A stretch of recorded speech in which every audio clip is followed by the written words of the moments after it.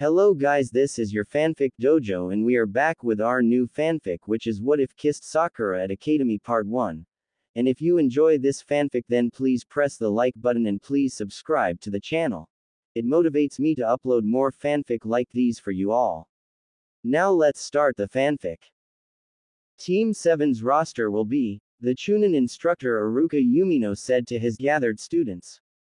The recently graduated boy who only a few nights before learned that he was the container of the most powerful of all the tailed beasts listened with anticipation, almost positive that was his team about to be announced.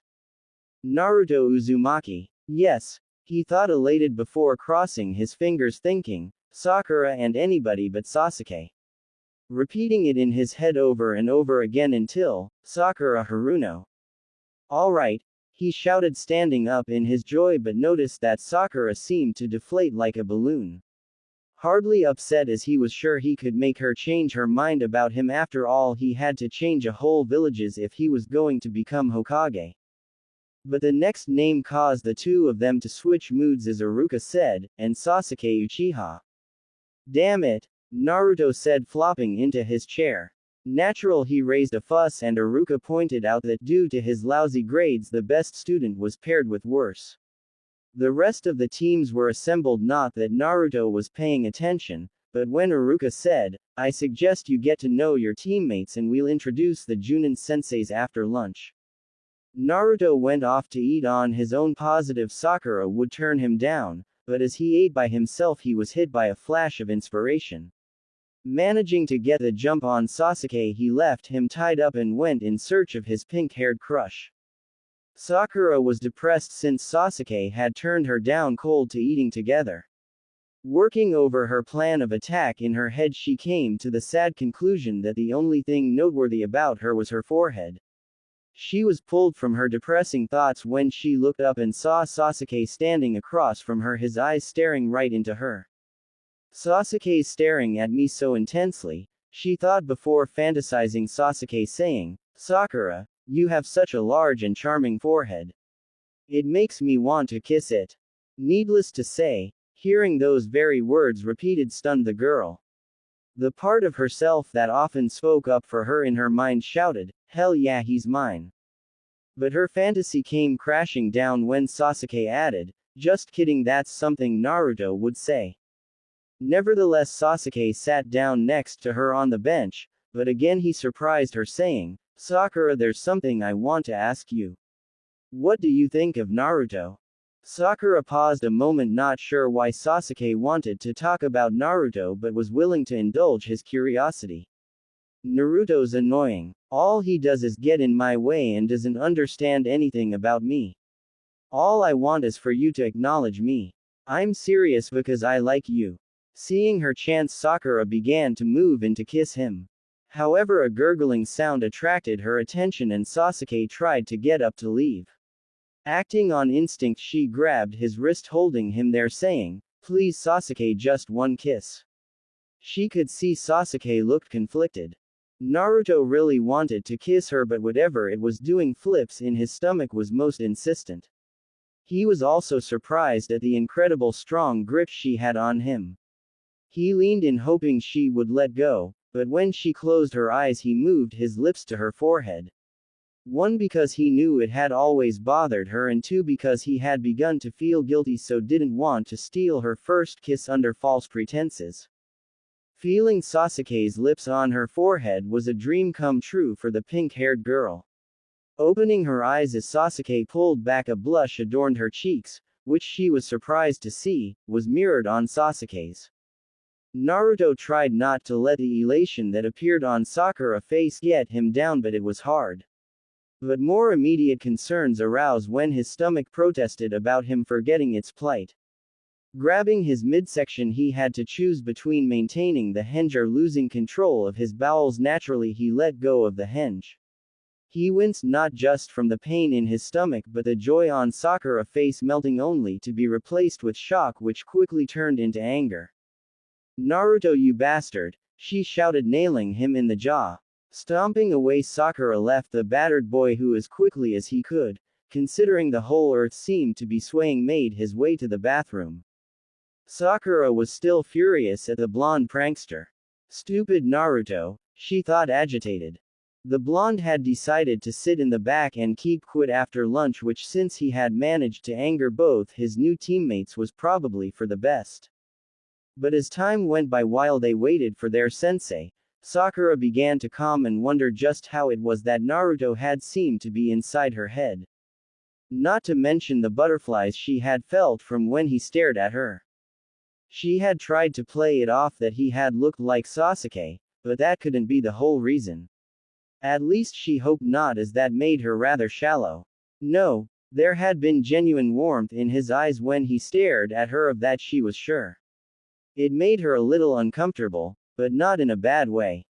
She glanced back at him from her spot in the middle of the room, and although she could tell he was bored, made a point to look out the window. The door to the class opening drew her attention, and in walked a man wearing the standard Junin uniform. He had his headband tilted so that only one of his eyes was visible. He also appeared to be rather laid back as he strolled to the center of the room. Kakashi, staring at his future team, was a little disconcerted that they were spread out among the class. Sasuke was sitting in the front with his hands folded in front of him. Kakashi could tell that the boy was gauging his strength, trying to determine just how strong he was. The kunoichi was sitting in the middle of the class. She appeared to be a little put off about his late arrival. Finally, there was Naruto. He half expected that the blonde would have gotten up to some sort of mischief while he waited. But he looked to be depressed about something. Deciding he had left them on the hook long enough, he said, "How about we head up to the roof to learn a little more about each other?" Naruto still hadn't recovered his excitement about becoming a shinobi, thinking sadly, "Man, I blew it today. Sakura's never going to like me now." After they had told each other about their hopes and dreams, their new sensei had told them to meet early the next morning for a training exercise. Although he seemed to have delighted in telling them, it was actually a test which would determine if they actually became genin. Even though his whole future was on the line, he was still depressed about what Sakura had said when Kakashi had asked about what it was she disliked. Naruto had been her one-word reply. But he supposed he deserved it, as he would be upset if someone pretend to be the pink-haired girl in order to get close to him. Having already blown his chance at love, he couldn't really work up the energy to get psyched about tomorrow's exam. Little did Naruto know that he was being followed by the girl of his affections. She couldn't get the way she had felt when he had complimented her forehead out of her mind. It didn't hurt also that she had run into the real Sasuke after clobbering Naruto and received a brisk, "You're annoying," as a result of her trying to talk to him. But her curiosity had grown due to what Naruto said during his introduction. About why he wanted to be Hokage, which was to make people notice him. After all, plenty of people noticed him due to his annoying pranks and such. Yet as she had followed him home discreetly, she noticed that people made a point of not seeing the blonde. Not to mention, since he didn't know he was being watched, he seemed more pensive. She assumed it was due to Kakashi telling them that there was a test tomorrow, but she didn't think that was solely it. Especially since once he reached a ramen stand, he appeared to brighten right up as he walked in, like he didn't want to burden the people inside with his troubles. Wanting to learn more about the suddenly mysterious Naruto, she hanged herself to look like an unassuming older man and entered the stand. Upon entering, she saw a cute young girl leaning over the counter as she talked to Naruto. The sad boy he had been only moments before seemed to have disappeared. But the waitress wasn't fooled, saying, "What's the matter, Naruto?" "Nothing, Ayame," the boy replied. Ayame stood back, putting her hands on her hips, and looked like she was about to pry more, but noticed that the hanged Sakura had her attention on her favorite customer. Smiling at Naruto, she said, "Did you wash up before you came here?" "Yep," he replied completely unconvincingly. "Why don't I believe you?" she said before telling him to go in the back while sending a look her father's way. The old man nodded, heading into the back as well on the pretense of getting some ingredients. Ayame sent a smile Sakura's way before walking to her. The hanged girl assumed it was to take her order. So it came as no surprise that she was caught completely unaware when Ayame pulled a cleaver from the behind the counter and said darkly, "Why are you so interested in that boy?" "What? I'm not," Sakura said, sweating nervously. "I'm just here for some ramen." "You better be," she said, her voice giving Sakura a very good idea of what would happen if she was lying. "He has more than enough on his plate already." A pot rattling told Ayame that Naruto was on his way back to the front of the store. Cleaver disappearing from sight, she turned to the blonde as he appeared, giving no clue she had been brandishing a weapon and threatening a customer only seconds before. Naruto raised his hands, showing they were clean, before returning to his stool. Ayame took Sakura's order first, before returning and dotting on Naruto. As the waitress chatted with him, Sakura tried to understand what she had meant by Naruto had a lot to deal with, while being sure to keep her eyes solely on her ramen as she listened to the two talking. "Now are you going to tell me why you are so down?" Ayame said, her voice filled with concern. "It's nothing really, Ayame. Come on, Naruto, I know you better than that. You should be bouncing off the wall since you graduated. Instead you are barely able to smile. Not to mention you've only had a single bowl," Tuki said. "Dad," Ayame said, "now's not the time to be worrying about all the extra stuff you prepared since you thought he was going to gorge himself today." "Alright," Naruto conceded, "I guess it's just I did something really stupid today." "Oh," Ayame prompted. "I hanged myself to look like Sasuke in order to ask the girl assigned to my team what she thought of me." Ayame understood, since she had often heard Naruto complain about Sasuke and all the attention that he garnered even though he didn't seem to want it. "Well, that was kind of mean of you," Ayame said, to which Sakura had to agree. "I know now," Naruto replied sadly, "but I really wanted to know what she thought of me." "It wasn't that Sakura girl you are always talking about, is it?" Ayame asked. Naruto nodded before saying, "Yeah, I told her I think she had a cute forehead like I always wanted to." Sakura's eyes widened in surprise, but luckily for her, Ayame was too engrossed in Naruto's tale to notice that she was eavesdropping or blushing. Ayame, shaking her head, said, "You know, she probably thinks Sasuke told her that, making her even more infatuated with him." Sakura also had to agree to that as she remembered how her heart had sped up and the joy she felt making her like him even more. "No, all I succeeded in doing was making her hate me more," Naruto said dejectedly, "not that she thought highly of me before. Since when she thought I was Sasuke, she said I get in her way and I'm annoying." "She knows it was you," Ayame said, confused. "Yeah. She tried to kiss me when she thought I was Sasuke," Naruto said. Ayame asked, "You didn't take advantage, did you?" "I might have," Naruto said honestly, "if I didn't suddenly get sick. I tried to get away, but she grabbed onto my arm and wouldn't let go. I kissed her forehead, since I didn't want to steal her first kiss like mine was taken from me." Ayame cocked an eyebrow at that, but Naruto shook his head, saying he wasn't going to talk about it. Moving on, he said, "Well, in the end I dropped the henge and she hit me. Later she said she hated me, so I guess I really screwed up." Putting another bowl in front of him, Tuki said, "Buck up, Naruto. Aren't you going to be Hokage one day? There'll be plenty of women, I guarantee you that." "I guess, but they won't be Sakura." Naruto began to eat the free bowl and Ayame went to busy herself in back.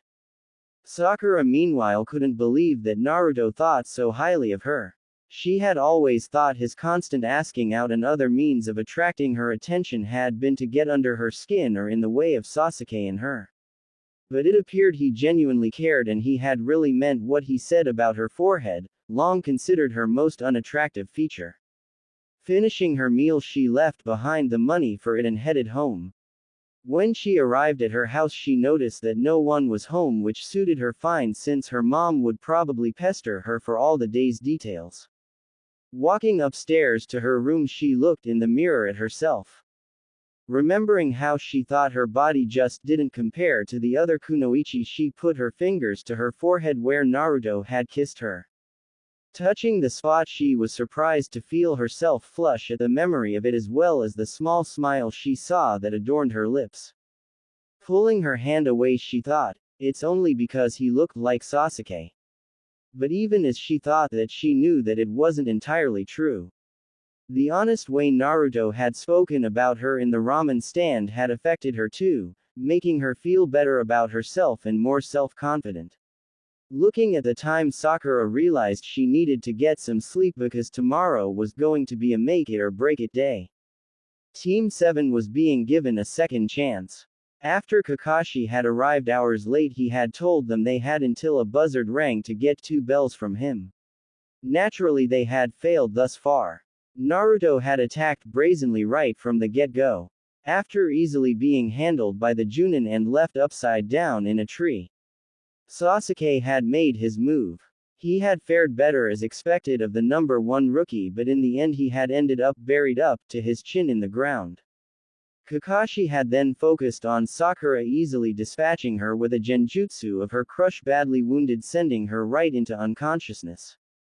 While that had been going on, Naruto decided to grab the bento lunches, but Kakashi had stopped him and tied him to the pole. Although Kakashi had told them not to feed Naruto before he left, and she was still a little angry at him for his trick, she offered him her lunch. Naruto had been surprised, but not nearly as much as Sasuke.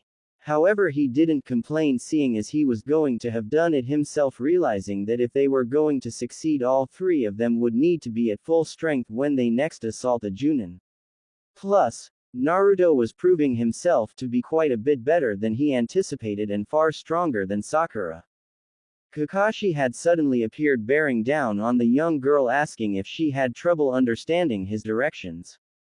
Sakura had stuttered a response, but Sasuke, thinking more clearly as well as not wanting to return to the academy, had simply said that if they were going to stand any chance of taking the bells, they would need all 3 of them at 100%. Much to the surprise of all 3, Genin, Kakashi had passed them. They had then taken off, leaving the training grounds, forgetting the blonde still tied to the post. Naruto was surprised when 10 minutes later Sakura showed up and stopped in front of him. Hey, he said lamely.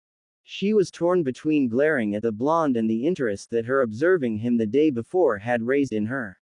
Finally she said, I want you to do something for me. Sure thing, Sakura, Naruto said, but could you untie me first? Sakura stepped behind the pole, loosening the knot. Once the ropes fell away, he asked, so what do you want me to do? I want you to ask Sasuke what he thinks of me, Sakura said, having thought about hanging herself to look like Naruto, but decided to use the real deal as she was sure Sasuke would be able to detect her. Sakura saw Naruto's face drop at what she requested, but before she could begin to twist his arm into doing it, he said, all right, Sakura. When do you want me to do it? Sakura was surprised but quickly said, tomorrow. Before Kakashi shows up, I'll hide nearby. Okay. Naruto agreed, so Sakura, giddy that she would finally know what her crush thought of her, ran off.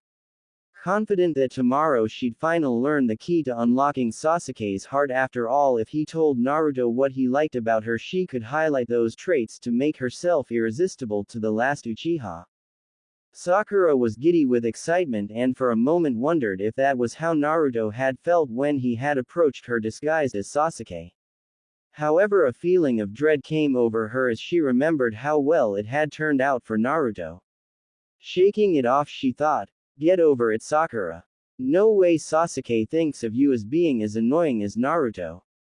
The plan was relatively simple. As they waited for Kakashi to show, Naruto would casually ask Sasuke what he thought of her. Since she had arrived early, she had picked the perfect place to hide, near the bridge. Far enough away that hopefully Sasuke wouldn't sense her, but close enough that she could still hear.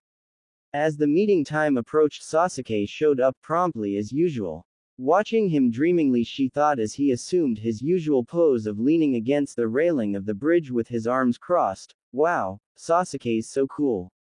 He makes even standing look so amazing. Arriving a few minutes late as usual, Naruto came running up. Sakura assumed that must have perked Sasuke's curiosity a little, as he expected Sakura to arrive before Naruto, but apparently he didn't feel like commenting on it. Naruto looked a little nervous and for a moment looked like he was going to back out of their deal. Sakura was sending malicious thoughts his way, which he must have sensed as he gave a small shiver. Feeling the black specter of death bearing down on him, Naruto said, "Hey Sasuke.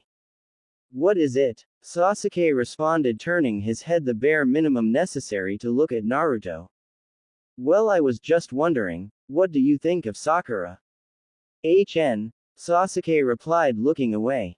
"Hey, come on, seriously," Naruto said, stepping in front of him. "Why do you care what I think of her?" Sasuke asked suspiciously. "I don't really," Naruto thought but said, "I just want to know." "Fine," Sasuke said with a shrug of his shoulders. "The truth is I find her and all the girls like her annoying." In the bushes, Sakura gasped, but it got worse as he continued, "I wish they would all leave me alone, as they merely serve as distractions to my goals. What's worse is they can't even get a clue and realize they are all too pathetic for me to even consider them for one day helping me restore my clan. Does that answer your question?"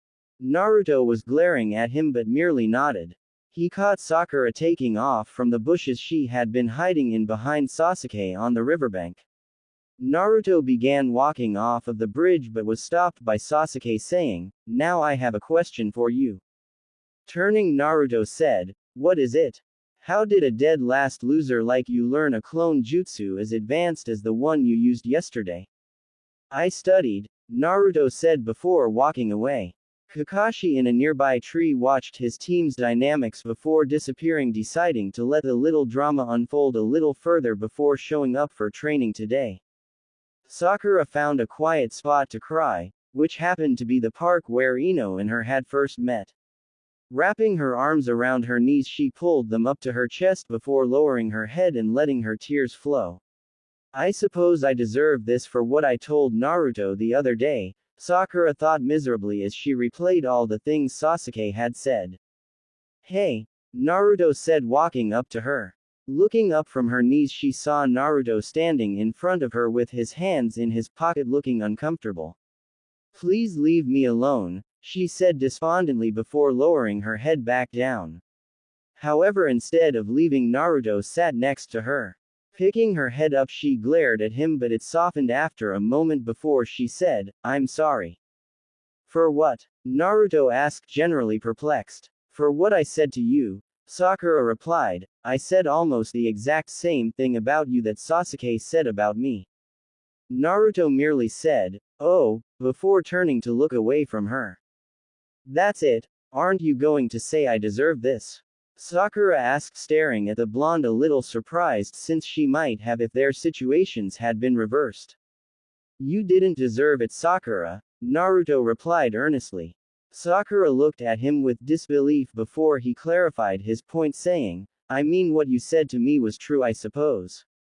You never really hid that you thought it was annoying when I would ask you for dates in class. So I guess I can see why you would say I was trying to come between you and Sasuke. But the bastard was way out of line with what he said to you."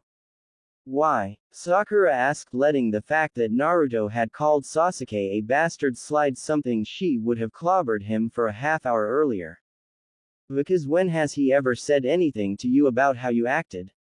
Naruto replied. "All he ever did was stare at you guys whenever you would ask him for a date. Then he'd make that annoying sound before turning to stare straight ahead or to walk away." To prove his point, Naruto stared at her in a fair approximation of Sasuke before making an sound and staring away from her. Sakura giggled slightly, feeling a little better, but said, "Still, I should have realized that I was being annoying." "Ah, you probably just thought he was being cool, Sakura," Naruto said, waving what she said off, causing her to blush, as that would generally be her thought after being brushed off. Staring at Naruto in a new light, she thought, "I guess he knows me better than I thought." Which prompted her to ask, Naruto, why do you keep asking me out? Well, because I like you, he said, scratching his cheek. But why? All I ever did was belittle you. Ah, it doesn't matter, Naruto said, looking away embarrassed. Please tell me, Sakura asked. Well, because you're beautiful. I know you don't like your forehead, but it really is charming and you have the most amazing green eyes. Taking a deep breath, he added, and I guess because I sensed we were a lot alike. What do you mean? Sakura said, not offended like she thought she would be. Figuring he had nothing to lose, he said, well, I guess I just sensed you were desperate for recognition too. What do you mean? She asked, but Naruto changed the subject, saying, anyway, you are looking at things from the wrong perspective. I mean, if you want to capture Sasuke's heart, you have a leg up on your competition.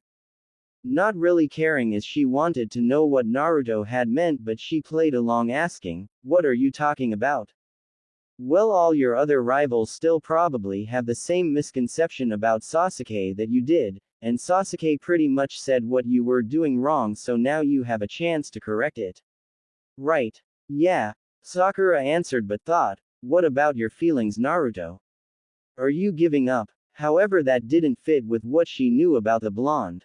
Suddenly it hit her. He's trying to cheer me up by helping me with Sasuke. Feelings of gratitude as well as something else she couldn't define swelled up within her, so she said, thanks, Naruto. Smiling, Naruto said, we'll train extra hard today, and before you know it, Sasuke will only have eyes for you. Believe it. However, for some reason that thought didn't fill her with the same elation as it would have before. Naruto, though, didn't seem to notice as he helped her to her feet and the pair returned to the bridge to wait on their sensei. Watching them leave, Kakashi thought, I wonder if he realized that he used close to the same line as the one that you used to tell me made Kushina fall in love with you, sensei. Sakura watched Naruto head off on his own after training again. Although she had been working hard the past week, it felt like she was standing still compared to Sasuke and even Naruto. Granted, Naruto still screwed up from time to time, but she believed it had more to do with his own competition with Sasuke than any idiocy on his part. When he got into one of his moods, he didn't really concentrate on what he was doing as much as he should. Today had been a perfect example, as he had almost fallen off of a waterfall while picking trash out of the river because he was too busy watching what Sasuke was doing. Luckily, Sasuke had saved him, but it only made matters worse, as Naruto sulked, deciding to prove himself the next time, which of course meant he would screw up in a repeating cycle. For Sakura, shinobi life was falling far short of her romantic fantasies she used to have growing up. Training would generally start late afternoon since Kakashi was perpetually late. It would consist mainly of sparring, and although Sasuke was easily the best of the three, Naruto was making great strides. Not to mention he was completely inexhaustible, which meant by the end of the 3-hour session Sasuke would be on the defensive as Naruto kept coming. It didn't fit with the Naruto that she knew from the academy. Although that wasn't entirely correct, since Naruto had tried, but when he grew bored and started to misbehave, only Iruka had ever really cared enough to try and rein him in. Maybe had the other instructors been more on the ball, Naruto would have been giving Sasuke a run for his money more often. It just raised more and more questions, which really bothered her, and was why she was once again following him as he made his way through the village. Sakura noticed again how everybody went out of their way not to notice Naruto, which she felt should be a difficult thing to do since the kid was dressed from head to toe in orange. A stray memory flashed in front of her of a young Naruto crying in a marketplace alone, and what made it all the more potent was nobody stopped to ask why. She had been with her mother and had tried to stop, but had simply been pulled along, leaving the boy alone. Naruto once again made his way to the ramen stand where he chatted and ate with the owners and operators. He then headed home to his apartment where she watched the light stay on for an hour before turning off, probably to get some sleep. Heading home, Sakura couldn't really explain her sudden interest in her blonde teammate. But it was definitely there, as she wondered why his life was so lonely. Granted, his pranks could be annoying, but they were for the most part harmless. And she couldn't get what the young woman that ran the ramen stand said out of her mind about his having a heavy burden. From time to time she could see that something weighed Naruto down, but she was positive whatever it was something he had just learned, as she couldn't ever really remember seeing him looking so serious before. But a blush adorned her cheeks as she conceded that she was too busy chasing after Sasuke to notice him. But the blush intensified as she remembered the beautiful things that Naruto had said about her eyes and forehead. Replaying the event at the bench again, she was surprised that her memory replaced Sasuke with Naruto. Just as she was surprised to learn that the same feelings of giddiness that she had felt during the original incident were still there. She figured it was because she knew that Naruto had truly meant them, which made her wonder why Naruto hadn't asked her on any dates recently. She realized why a moment later and felt her hand come up to her chest as it clenched with emotion as a result of her understanding. He was stepping aside for her happiness. He was doing what she had always wanted him to do during the academy, to leave her alone to pursue Sasuke. Sakura returned home to get some sleep of her own, figuring it would be another long day tomorrow. She had a dream of her two teammates and was surprised by how real it felt. In the dream she saw her two teammates walking ahead of her, getting further and further away. She ran to catch up, but no matter how fast she ran she couldn't catch up. Getting frustrated, she finally called out to them to wait, much as she expected. Only one of them turned to listen. Kakashi smiled as he watched his team do the D-ranked mission of doing chores on a nearby farm. Kakashi had been pleased with Naruto today, although he had been worried at first as the blonde had a habit of screwing up. He had been more mindful of him after Naruto's mistake had cost him a day's pay when the boy had destroyed a garden of priceless herbs because he had thought they were weeds and wanted to outperform Sasuke. As a result, the third Hokage had docked him, seeing as he believed it was Kakashi's job to make sure such mishaps didn't happen. He wasn't mad at Naruto as the boy reminded him too much of Obito to make that a possibility, but he had been annoyed. However, today when Naruto was about to get ramped up into another of his must-beat Sasuke moods, Sakura had approached him and gently admonished him. Although he didn't hear what she had said, it had done the trick as Naruto visibly calmed and went about doing his tasks in a more thoughtful manner.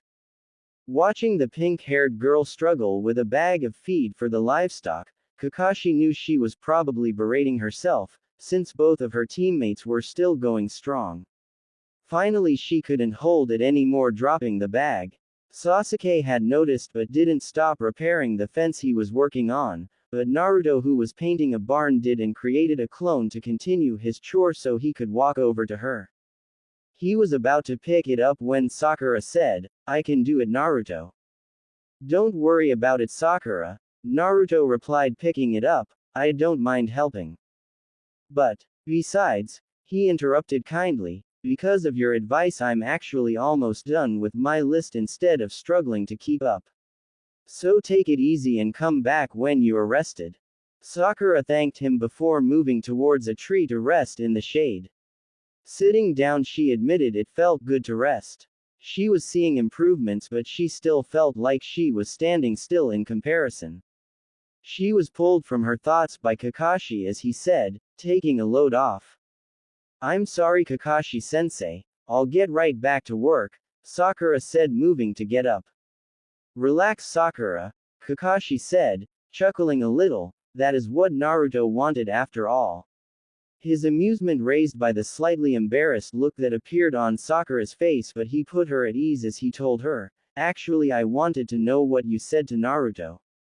As I'm sure you've noticed, he can be a bit of a handful, but today's he's been rather calm." "I didn't say anything really, Kakashi-sensei," Sakura said. "I just said he would probably do better if he didn't worry so much what Sasuke was doing."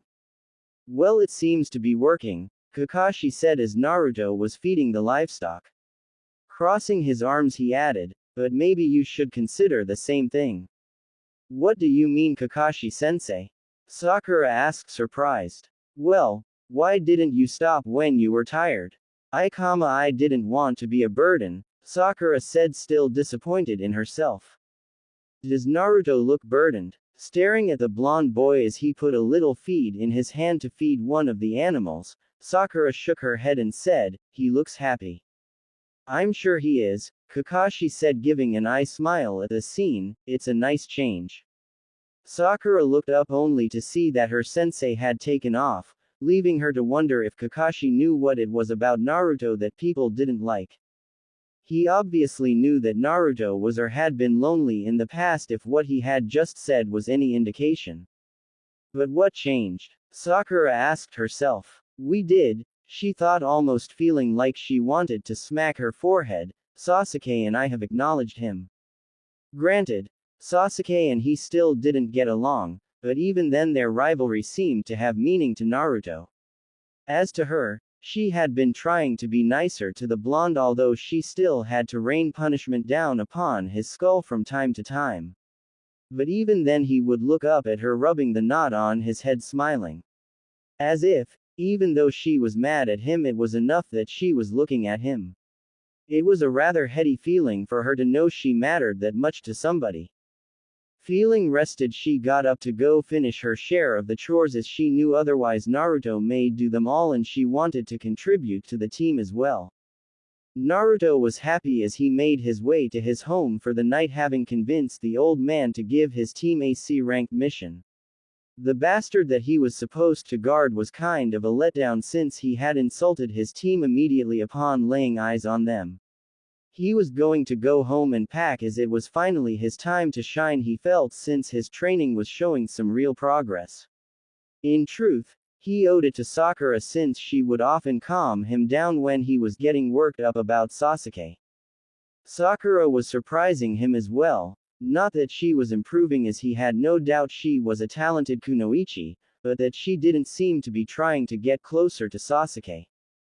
But Naruto supposed she had some sort of plan in regards to that.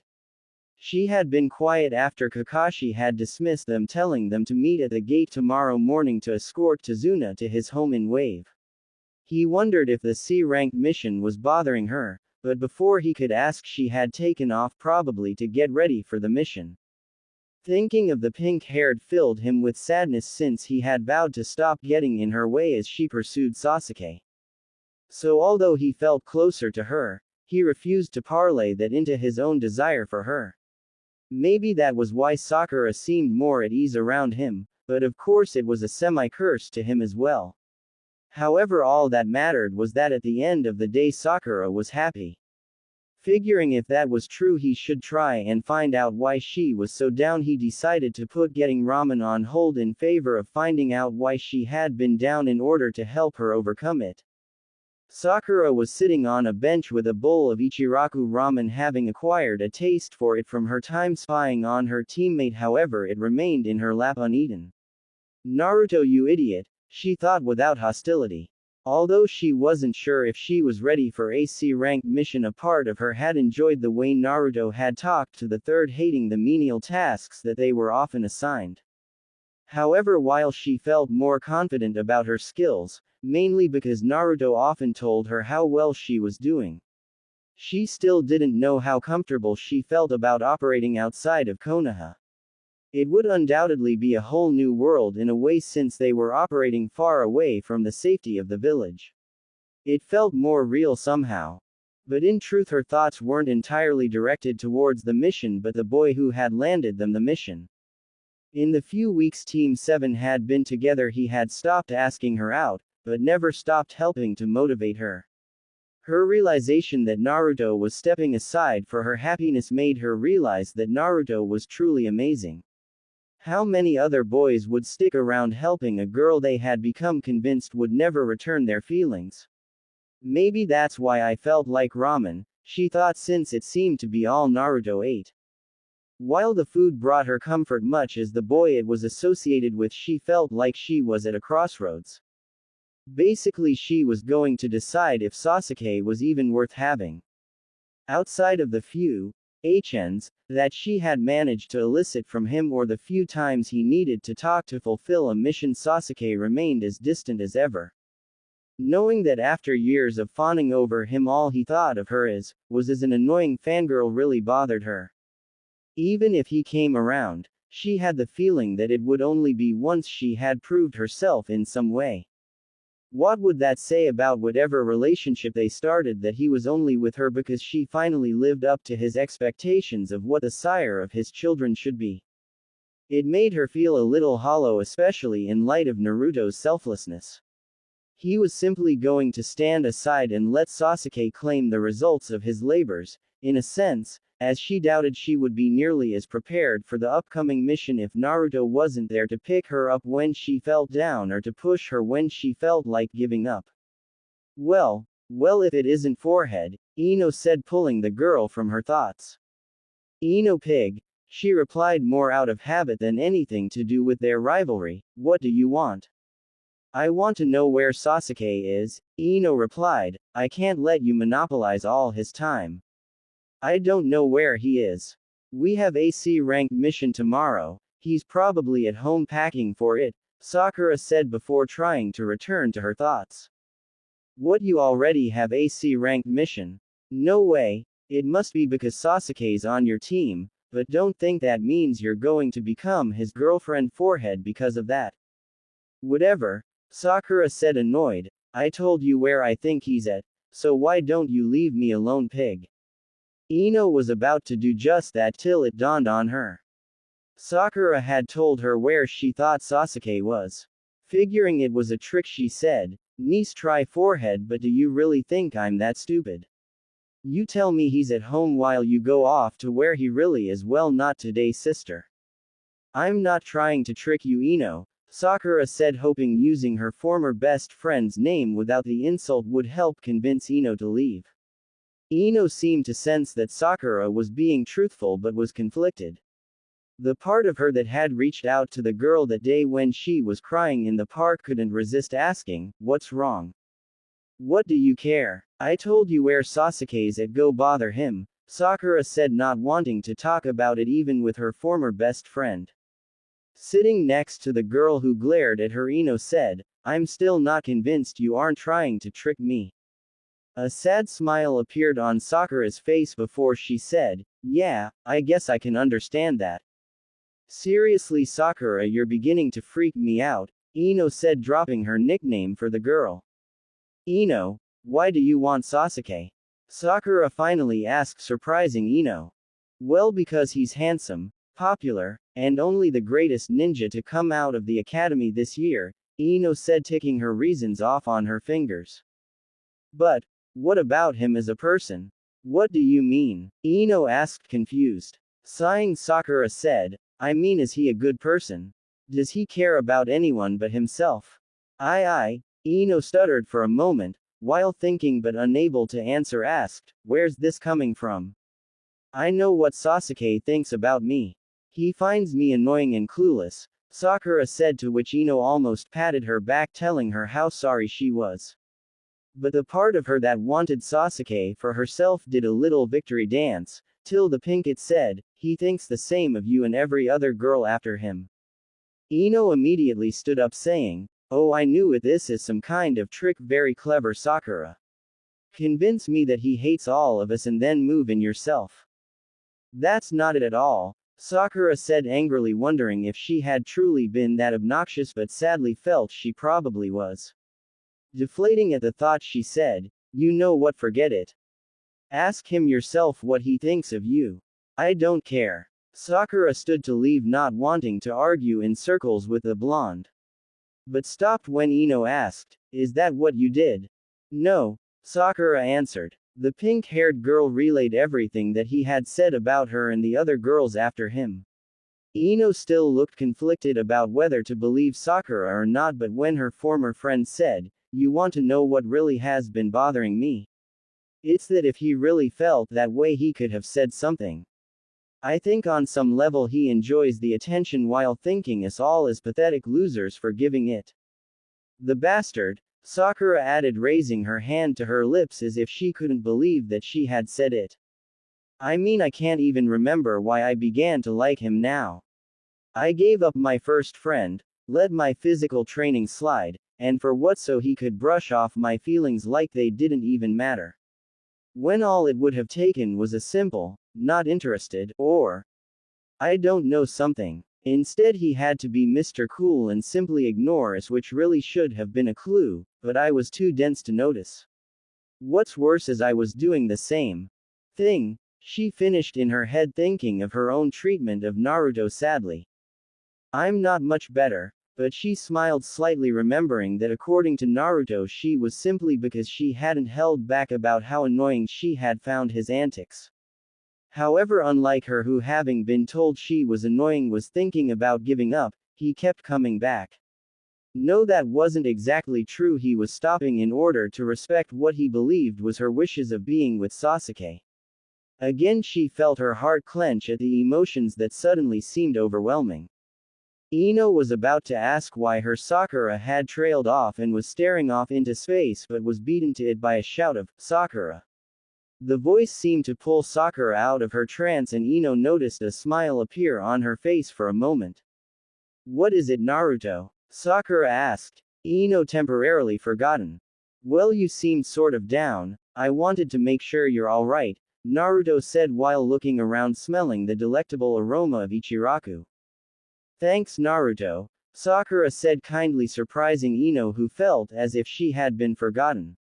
"I guess I was worried about the mission. I'm sorry. I suppose I shouldn't have pushed the old man into giving it to us."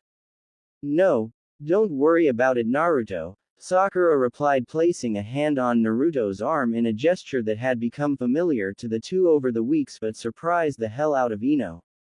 "I mean, the Hokage did ask Kakashi-sensei, who said we are ready. I'm just a little worried I'm going to hold you and Sasuke back." "Don't worry, Sakura," Naruto said sincerely, "you're going to do fine."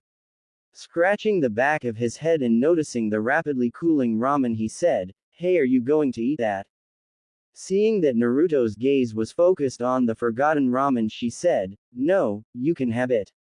The smile that split his face made Sakura feel happier than she had been moments before. Sitting, he gulped it down in record time, saying, "You should have said you like Ichiraku, Sakura. It's my favorite. I have all sorts of free vouchers, maybe we can." The way he trailed off made Sakura frown, especially since she figured he was going to ask her for a date. Not picking up on it, Naruto said hurriedly, "Well, don't worry, Sakura, everything will turn out just fine. I better get going and pack for the mission. I'll see you tomorrow, bye." He shouted the last sentence over his shoulder as he took off. Sakura watched him go, Ino still forgotten, as she found herself wishing he had finished his thought about going together, as the few minutes he had been there really had lightened her load. Ino for the most part was trying to decide if she was in some bizarre mirror world. An upside-down world, where Sakura almost seemed sad to see Naruto go or had shared her meal with him. Not to mention the things she had been saying about Sasuke. She pinched herself, giving a little yelp which made Sakura focus on her again. "I have to get going too, Ino. See you later," Sakura said, walking away. Ino watched Sakura before remembering the day Sakura had told her and all the other girls that she had liked Sasuke. Ino remembered she had been angry, but not because of whom she had said she liked, but the reason for it. Remembering the reason, she blurted, "You were trying to fit in." "Pardon?" Sakura asked, confused at Ino's sudden outburst. "The reason you picked Sasuke was because you were trying to fit in," Ino said, remembering how she thought Sakura was simply trying to blend in again by hiding her feelings. "You picked him because everyone else did." Sakura stared at her for a moment before saying, "Maybe you're right. It doesn't matter anymore. You can have him." Saying that made Sakura feel a lot better. Maybe Ino had a point, maybe she had picked Sasuke because he was safe. As the girl with the giant forehead, she didn't want to pick a boy that may have resulted in her being teased again. She couldn't say for certain, but as she walked away from the stunned Ino, she had meant what she had said about it didn't matter. She had wasted enough time chasing after Sasuke. It was better to focus her favor on someone who wanted her for her, not for what she might become in the future or years from now would feel she was finally good enough. Although Naruto certainly fit the bill, she couldn't say that she was positive she wanted to be with him as anything other than a friend. But maybe this upcoming mission could give her a glimpse of what Naruto was like over an extended period of time. After all, thus far she had only been given glimpses of the depth that Naruto possessed. Maybe this mission would give her more and help answer some of the lingering questions she had. Ino watched Sakura walk away, still shocked that in effect her rival had thrown in the towel. Just as the girl was disappearing out of sight, Ino pinched herself one last time to make sure she wasn't dreaming.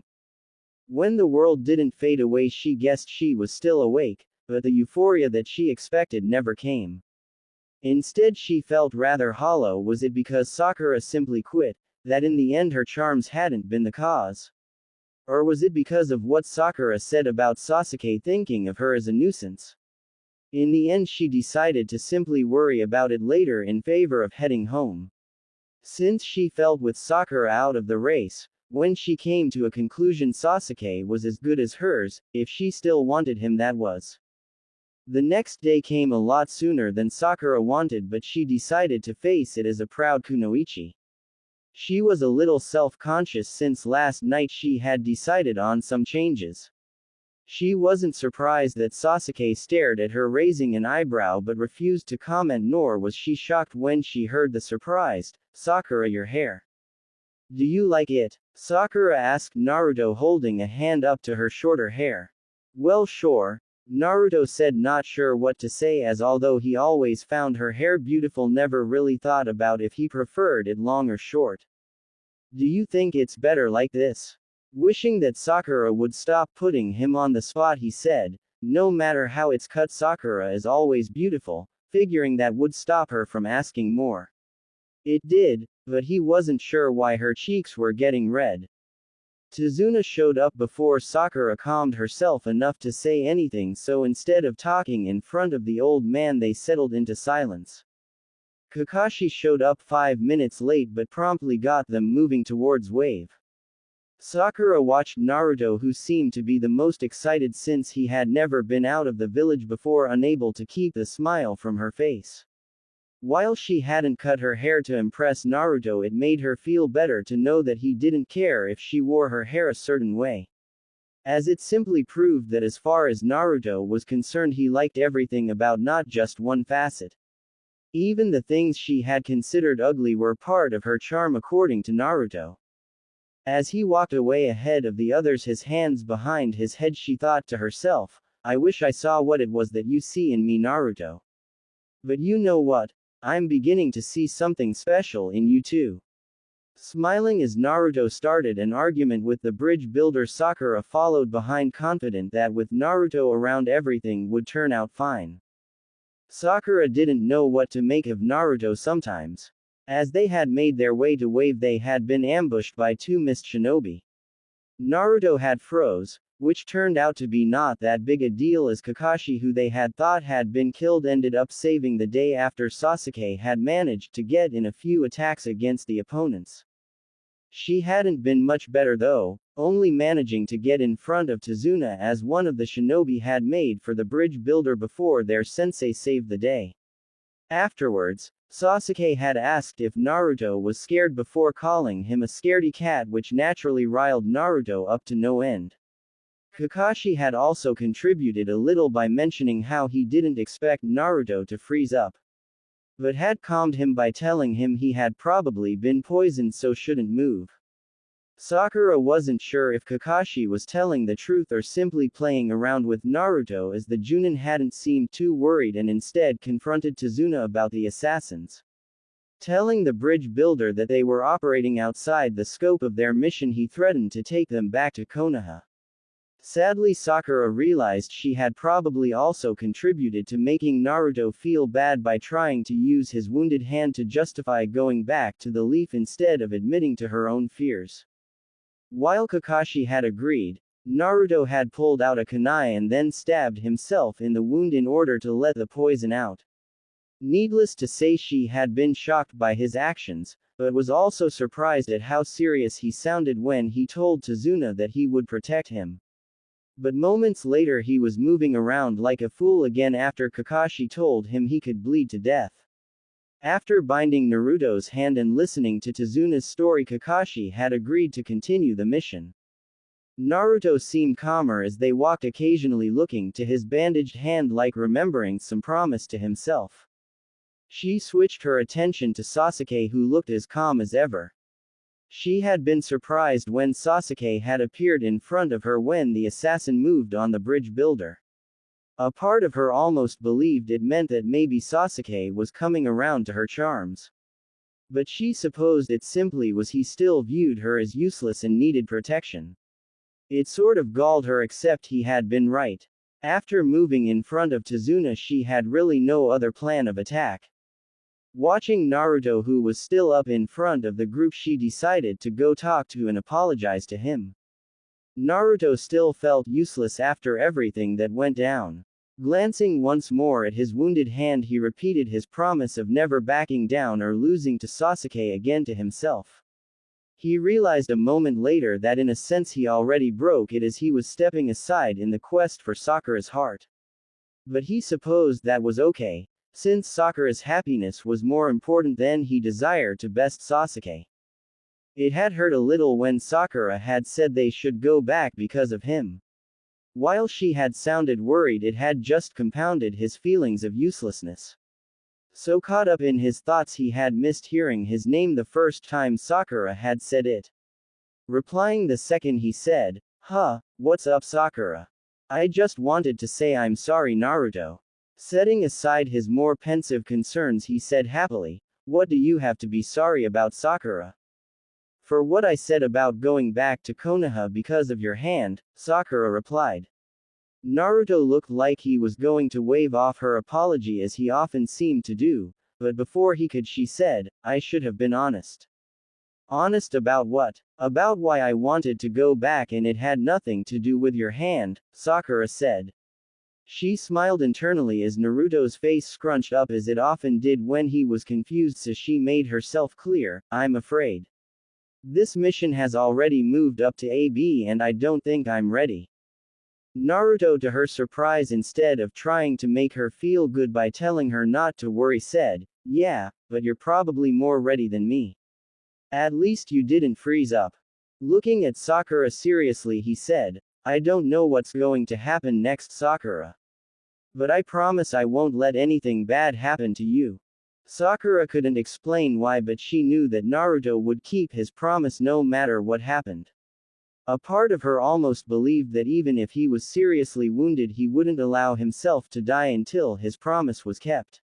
She looked away, wanting to say something along the same lines, but couldn't find the resolve to make a promise like that.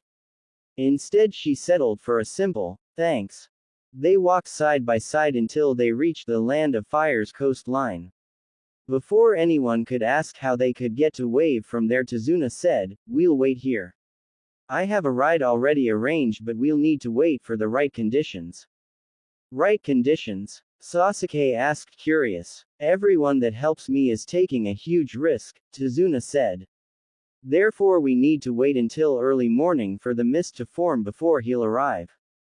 "Fair enough," Kakashi said before ordering his team, "Sasuke, gather some firewood. Sakura, Naruto, you'll set up camp while I'll keep an eye on our client." While going about her task, Sakura noticed that Naruto's bandage was getting dirty. Not wanting him to get an infection, she finished setting up the last tent before calling Naruto over. He held up his hand, telling her he'd be there in a moment before putting the finishing touches on the fire pit. "What is it, Sakura?" he asked as he approached. "Let's take a look at your hand," she said, pulling out a few medical supplies. Naruto sat cross-legged from her, holding up his hand. Unwrapping it, Sakura did a double take, as she didn't see a wound or even a hint of one. Looking at Naruto, who was staring at her, wondering why she was looking at his hand so intensely, he said, Sakura, is everything alright?" "Huh? Naruto, your wound is gone," Sakura said in confusion. "Okay, good," he said, moving to stand up. But he was pulled back down by Sakura, who hadn't relinquished his hand. Staring at the boy, she said, "That isn't normal, Naruto." "Sure it is, Sakura," Naruto said. "No, Naruto, it isn't. I mean, there isn't even a scab," Sakura said. Arriving at the only conclusion she could think of, she asked, Do you have a keke genke? A what? Shaking her head, she said jokingly, how did you ever graduate if you don't even know what that is? However, despite her light tone, something appeared in Naruto's face, almost like a painful and happy memory all rolled up in one. As she watched Naruto's face, she began to wonder just how did Naruto graduate. He failed the test after all, as it was based on the clone jutsu, his worst. But then when they had gathered a few days later for team assignments, Naruto had been there and with a far more advanced clone jutsu. According to Kakashi, it was a B-ranked one which genin normally weren't allowed to learn. He had needed to explain why when Sasuke had asked to be taught it. So how did Naruto know it? She wanted to ask the boy himself, but Naruto was proving to be amazingly tight-lipped when it came to talking about himself. Outside of his desire to be Hokage and that he wanted people to acknowledge him, she didn't know much of anything about him. She supposed she could ask, but she doubted she would get a straight answer. But maybe she could ask someone who knew him. The ramen stand owners might answer her if she went by asking about Naruto, or maybe even Iruka-sensei. The embarrassed sound of Naruto saying, Sakura. Realizing she was zoning out, she focused on Naruto. She wondered why his face was red till she realized she had been holding his hand the entire time. Dropping it like it was hot, she felt her own cheeks flush before explaining what a keke genke was. Upon hearing her explanation, he said, I don't think I have a genke kaka, Sakura. A keke genke, Sakura said, repeating it with a small smile, but it faded when Naruto seemed to retreat in on himself with a frown. Was he thinking about why he healed so quickly? He seemed to come to a conclusion but apparently didn't feel like sharing.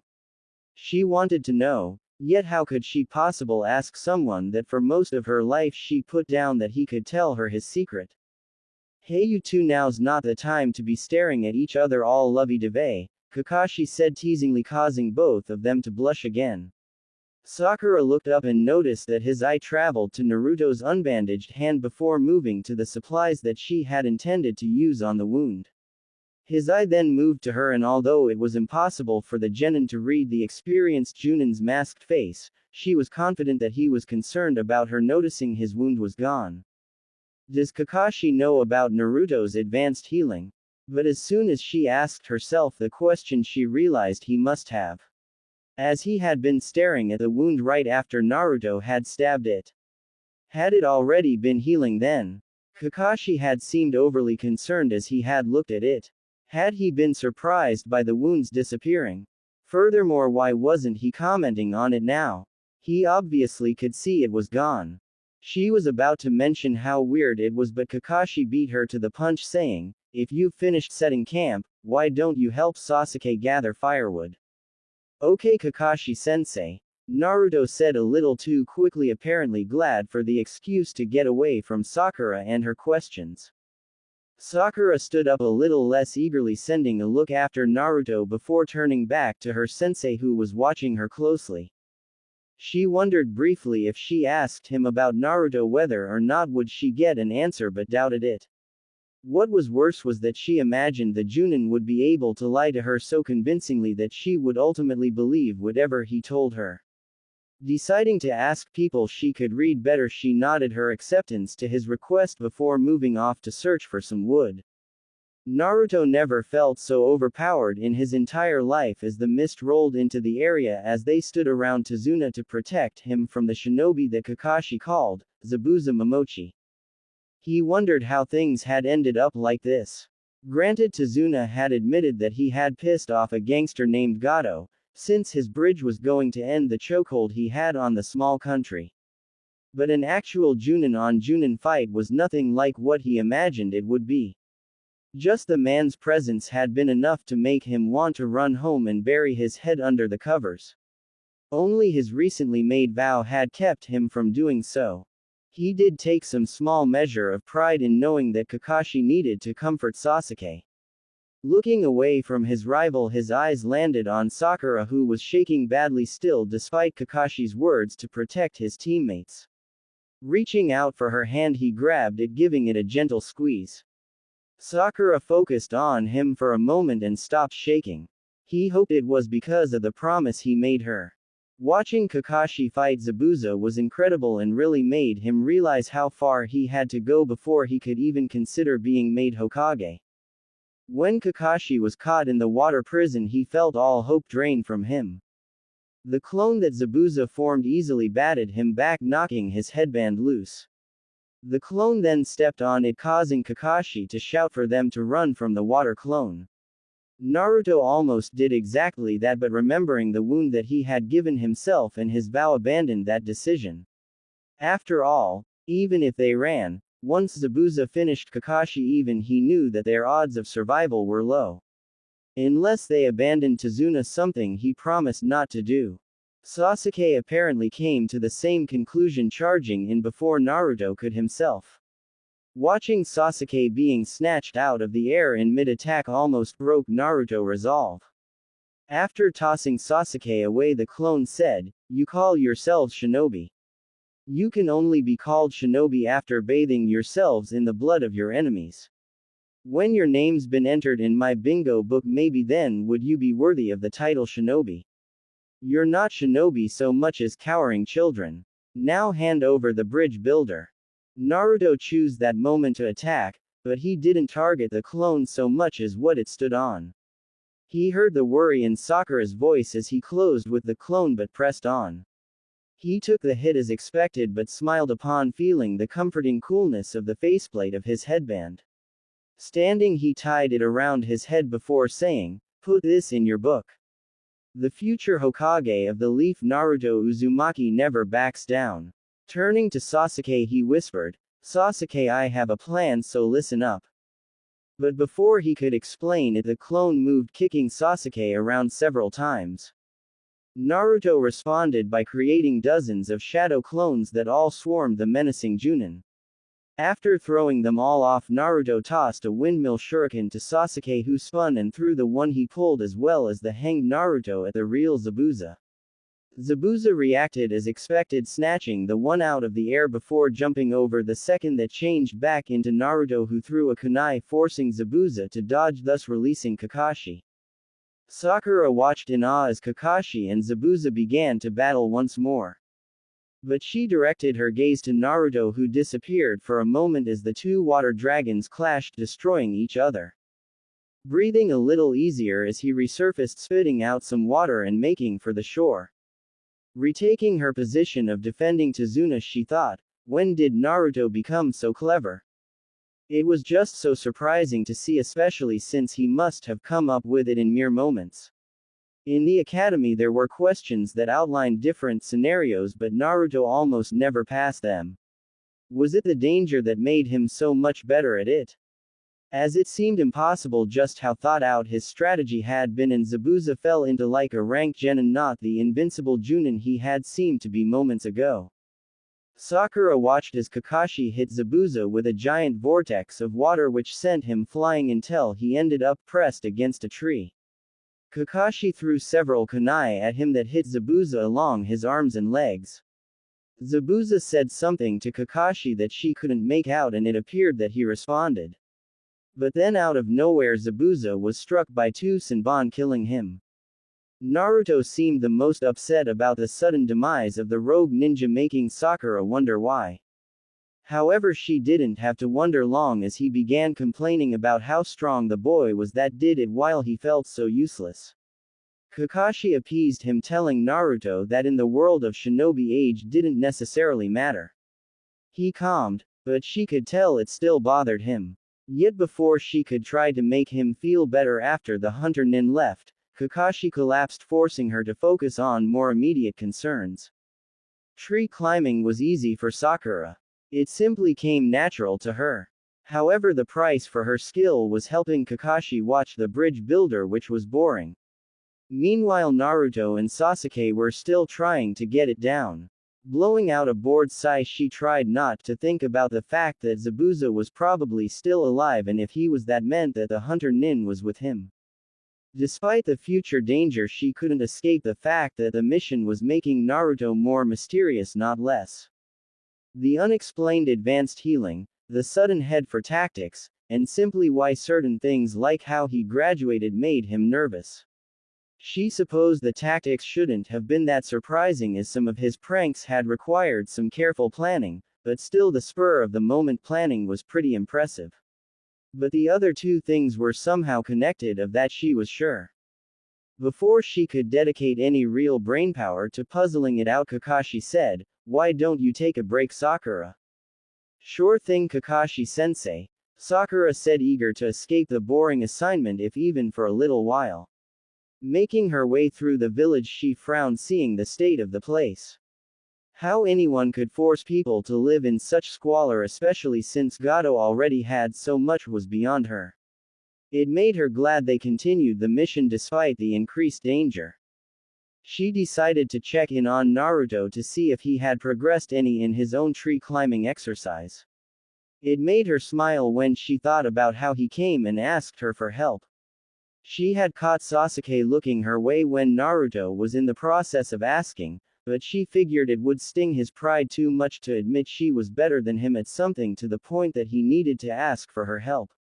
Reaching the area, she stopped out of sight, although not sure why. Peeking around a tree, she saw Naruto lying on his back. A part of her was worried he had knocked himself unconscious, as he tended to land on his head a lot. However, Sasuke, who was making his way towards Naruto, didn't seem to be concerned. Sasuke stopped at Naruto's head before saying, "Earlier, you asked Sakura for some tips." Sitting up, Naruto rubbed the back of his head saying, "What of it?" "What did she say?" Sasuke asked, looking away from the blonde. "I'm not telling," Naruto said in a snotty tone of voice that made her smile, especially due to the way Sasuke's head snapped down, glaring at the blonde. What Naruto said next made Sakura feel gratitude well up in her heart. "Ask Sakura yourself." "I mean, really, do you think I could explain it better than her?" Sasuke said before walking away back to his own tree. Sakura idly wondered if she appeared would Sasuke as her. But she decided against it, as she was sure that Naruto may ask for the Uchiha. Walking away, she once again marveled at how selfless Naruto could be, as he was now actively trying to get her and Sasuke together. It really made her wonder what it had been that had kept her chasing after the Uchiha, as he wouldn't even ask her for a little help. An image of her future life if she married Sasuke floated before her. She imagined herself doing all the housework, being a stay-at-home wife, while Sasuke continued to be a ninja. She doted on their children, of course, but she could see Sasuke coming home from a mission and giving her a kiss on the cheek.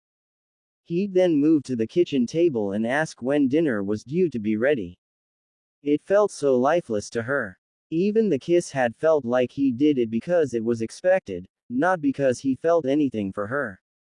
Thinking of the kids that Sasuke would almost certainly insist on, she could see them being respectful and wanting their dad's attention, but he'd probably focus his attention solely on making sure they were competent shinobi.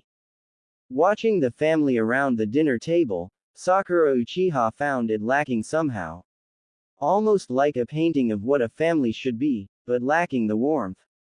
Sitting next to her husband, he'd politely thank her for making dinner before eating. When he was finished, he'd show his children some ninjutsu before retiring for the night.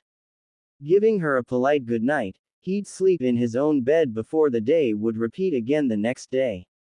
She didn't want that kind of life, at least not anymore.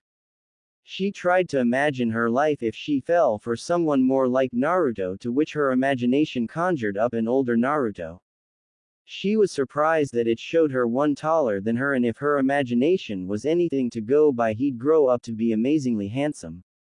Once again her husband would come back from a mission, only this time it was Naruto. She wasn't sure if she had given up being a ninja, as she was wearing a variation of what she normally wore. But she was standing in front of the sink washing some dishes. Naruto approached her, placing a kiss on her forehead, knowing she preferred it to a simple kiss on her cheek. Upon hearing their dad was home, the kids would come running into the kitchen, latching onto Naruto's legs. He picked up the youngest before smiling at the other two. Her imagination showed her she'd have They gathered around the table banging silverware on the table asking for dinner jokingly.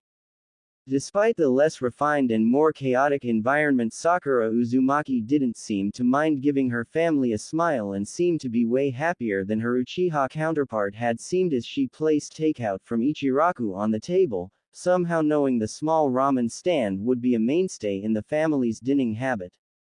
Sitting next to her husband, he gave her a kiss and had to admonish him for getting a little too fresh in front of the kids, but didn't truly mind. Digging in, she watched the children eat much the same way their father did, and while a little concerned it seemed her future family would have no manners, found it somehow fitting. After dinner, Naruto would play with the children. He'd teach them some ninjutsu, but it would be more akin to play than actual lessons. Then after the children were asleep, Naruto would take her up to the bed they shared where he would. Sakura stopped her imagination there, wondering if she was secretly a pervert considering where her fantasy was heading. However, it did tell her what she needed to know, which was simply a life with Naruto wouldn't be such a bad thing. Granted, her portrayal of Sasuke may be colored by her feelings of hurt at what he said about her. But it was simply too easy to picture Sasuke that way now. Not that he wouldn't care or love for his children, but that he would never show it. On the other hand, she could just as easily see Naruto acting the way her fantasy showed her. She had really enjoyed the short glimpse of a family like the one she imagined she could have with Naruto. A family, where even if he became Hokage, he wouldn't be too busy to spend time with his family or take himself too seriously, where he couldn't act like a big kid himself. That made up her mind for her, at least as far as what she needed to tell Naruto, and that was to stop trying to get Sasuke to like her. She wanted a future filled with smiles and laughter, not calm stoicism. Sakura awoke a little earlier than was necessary, but since Naruto hadn't come back to Tazuna's the night before after hearing the tale of Inari's father, she was a little worried. Even if Kakashi didn't seem concerned, as he was confident Zabuza would need at least a week to recover. Heading to where Naruto and Sasuke were training the day before, she saw the blonde talking to a beautiful girl in a pink kimono. She couldn't believe how angry she got at seeing Naruto talking to the girl. Stopping down on her jealousy, she called out, "Naruto." The blonde turned, waving cheerfully to her. Running up to him, she said, "Are you trying to catch a cold staying out here all night?" The girl chuckled before saying, "He must be precious to you." Sakura blushed in embarrassment but said, "He is my precious teammate." She caught the look of surprise on Naruto's face but ignored it, asking, "And who would you be?" Although she tried to be civil, her tone did have a hint of challenge to it, making her wonder if it was related to the jealousy she felt. The girl smiled, perhaps sensing her reason, before saying, "As I was telling your precious friend, my name is Haku and I'm here searching for herbs for a friend of mine." Standing, the girl said, "Well, I have what I need."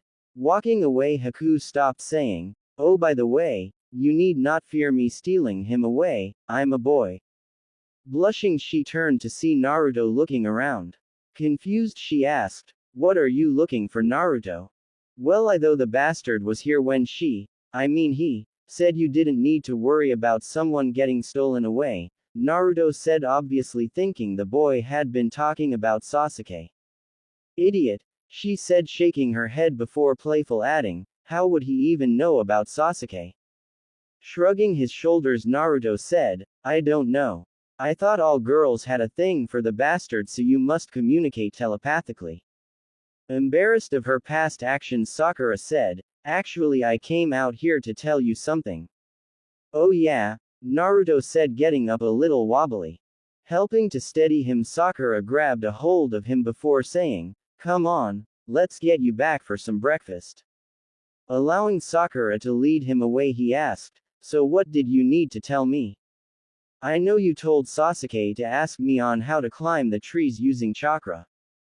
"Did he?" "No," Sakura said, "but that isn't the point. I was just trying. I know, Naruto, and I appreciate it," Sakura said, giving him a smile. "But I don't want you to do it anymore." "Why not?" Naruto asked. Is it interfering with your plan to capture his attention? Wait a second. I got it. You're playing hard to get. You're ignoring him to make him see you differently from the other girls.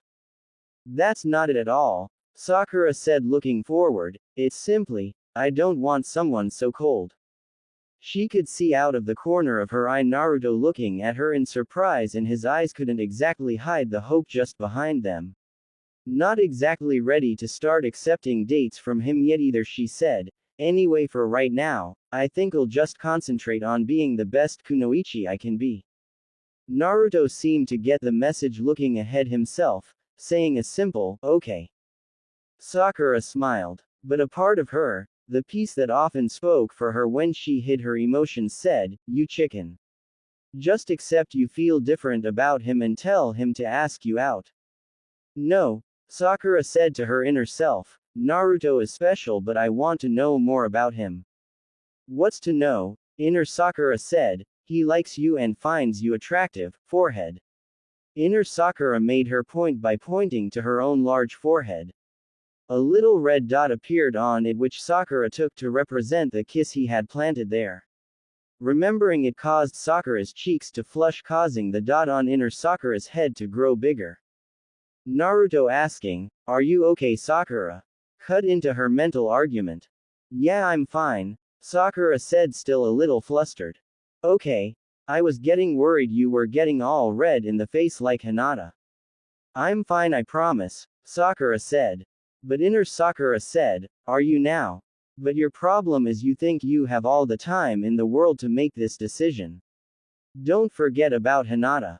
Confused Sakura asked her inner self, what about her? It wasn't words she received in response, but images of Hinata blushing whenever Naruto came near, or the many times the girl sat near him during class at the academy. Realizing what it was her inner self was getting at, she said, she likes him. Exactly, inner Sakura said, as if talking to an idiot, and the only reason she hasn't made a move is because she's so shy. Not to mention you saw how hot you imagined Naruto to be when he gets older. Add on to that how good he makes us feel about ourselves, and the question is, do you really want to miss out on that? Sakura didn't have an answer, so inner Sakura ended their conversation with a coward before going silent. Reaching the house, Naruto began gobbling down breakfast, but Sakura wasn't feeling all that hungry all of the sudden. Had she made a mistake in letting Naruto think she still wasn't interested in him?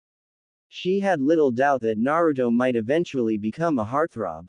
After all, she had only been with him a few weeks and he had effectively made her do a complete 180 on how she felt about him.